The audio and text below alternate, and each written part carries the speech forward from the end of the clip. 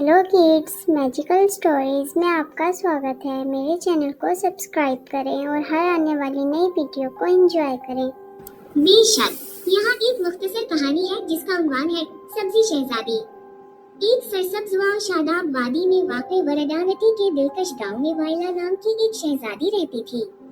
आम रॉयल्टी के बरअक्स शहजादी वाइला किसी इंसानी बादशाह और मलका के यहाँ पैदा नहीं हुई थी, बल्कि वो एक जादुई सब्जियों के बाग के दिल से पैदा हुई थी।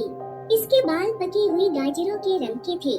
इसकी आंखें लेटिश के पत्तों पर शबनम के कतरों की तरह चमक रही थी और इसकी जल्द पर सूरज की रोशनी में चौमे हुए टमाटर की तरह सेहतमंद चमकदार चमक थी। वाइला की बादशाही मुनफरिद थी। हर रहायशी एक सब्जी या फल था जिसे बाग के जादू से जिंदा किया गया था। वहाँ बहादुर टमाटो नार्टस, अकलमंद बोल्ड सीज बरूकुली और चंचल मटर पॉट टॉरस थे। गांव हम आहंगी पर परवान चढ़ा।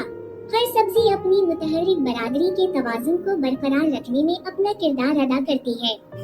एक दिन खबर पहुंची कि जमीन में एक बीमारी फैलना शुरू हो गई है, जो कभी सेहतमंद पौधों को मुरझाए हुए बेजान घोंसियों में बदल देता है। इस तबाही का माखज़ मौलडू नामी एक मुहलिक फंगस थी, जिसने वरदानती में हर सब्ज चीज से जिंदगी खत्म करने का अहद किया था।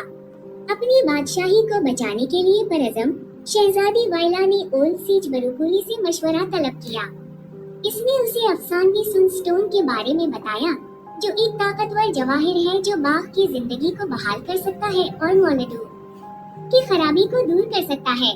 सनस्टोन के बारे में कहा जाता है कि वो ममनुआ जंगल के अंदर गहराई में छुपा हुआ है, जो गहरे साए और छपे हुए खतरात की जगह है। अपने वफादार साथी एक होशियार और दिलेर मूली के साथ, जिसका नाम जंगालूद है, वाइला अपनी तलाश पर रवाना हुई।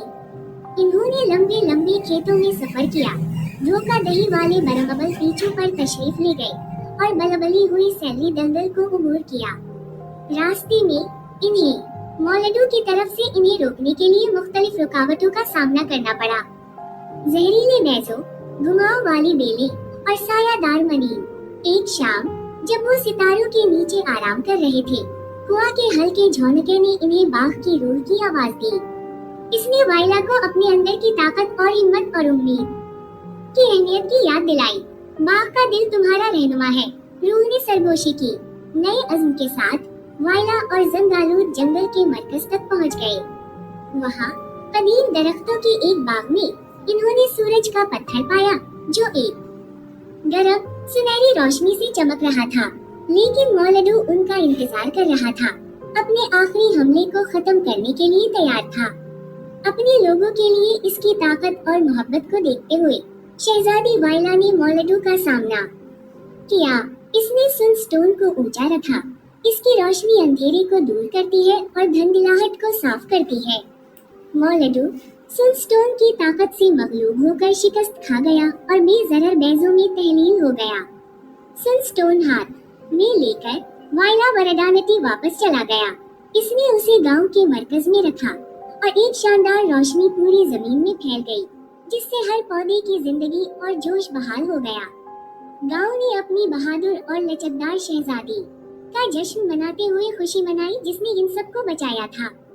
शहजादी वाइला ने हिकमत और मेहरबानी के साथ रहनुमाई जारी रखी।